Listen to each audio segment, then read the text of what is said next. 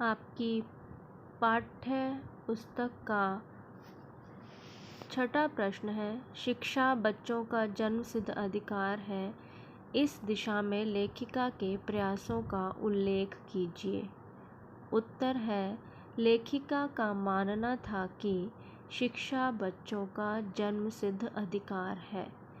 लेखिका कर्नाटक के बागलकोट नामक एक छोटे से कस्बे में नियुक्त थीं। उस कस्बे में बच्चों की शिक्षा के लिए किसी अच्छे स्कूल का प्रबंध नहीं था। तब लेखिका ने अपने प्रयासों से एक ऐसा विद्यालय खोला जिसमें हिंदी अंग्रेजी के साथ साथ कन्नड़ भाषा भी पढ़ाई जाती थी। लेखिका के प्रयास से इस स्कूल को कर्नाटक राज्य से मान्यता भी प्राप्त हुई और आगे चलकर इस विद्यालय के बच्चों को बड़ी बड़ी शिक्षण संस्थाओं में प्रवेश भी मिला। आपकी पाठ्य पुस्तक का 7वां प्रश्न है, पाठ के आधार पर लिखिए कि जीवन में कैसे इंसानों को अधिक श्रद्धा भाव से देखा जाता है। उत्तर, पाठ के आधार पर निम्नलिखित व्यक्तियों को श्रद्धा के भाव से देखा जाता है। नंबर 1, निष्पक्ष और सच्चरित्र व्यक्तियों को। निष्पक्ष मतलब जो पक्षपात नहीं करते। नंबर 2, सत्य और प्रिय बोलने वाले व्यक्ति को।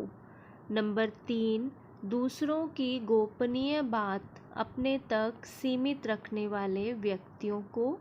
और नंबर 4, सच्चाई और ईमानदारी से अपना कार्य करने वाले व्यक्तियों को। ये ऐसे व्यक्ति हैं जिन्हें हम पाठ के आधार पर कह सकते हैं कि श्रद्धा भाव से देखा जाता है।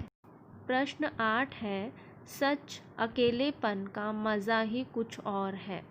इस कथन के आधार पर लेखिका की बहन व लेखिका के व्यक्तित्व के बारे में अपने विचार व्यक्त कीजिए। ये जो वाक्य है ये रेणु के संदर्भ में जो उनकी बहन है और खुद अपने संदर्भ में लेखिका ने कहा है। तो यहाँ पर हम लेखिका की बहन रेणु के व्यक्तित्व को जानेंगे। लेखिका की बहन का व्यक्तित्व। लेखिका की बहन रेणु दृढ़ निश्चयी और स्पष्टवादी थी। दृढ़ निश्चयी मतलब जो पक्का इरादा कर लेते हैं वो, और स्पष्टवादी मतलब साफ साफ बोलने वाली। वह अपनी सोच के अनुसार चलने वाली थी। वह जो एक बार सोच लेती थी उसमें किसी भी प्रकार का परिवर्तन नहीं करती थी। अकेले पैदल स्कूल जाना और शहर में बारिश के कारण पानी भर जाने पर और सबके रोके जाने पर भी स्कूल जाना ऐसे उदाहरण हैं जो उनके ज़िद्दी होने का उदाहरण पेश करते हैं। इस वाक्य के संदर्भ में लेखिका का व्यक्तित्व। लेखिका सरल और विनम्र स्वभाव की थीं। वे सच्चाई और ईमानदारी के साथ अपना कार्य करती थीं। वे सामाजिक रूप से जागरूक महिला थीं, मतलब उन्होंने समाज में जो कुछ हो रहा है उसमें वो किस तरह से अपना योगदान दे सकती हैं इसके लिए भी उन्होंने प्रयास किए।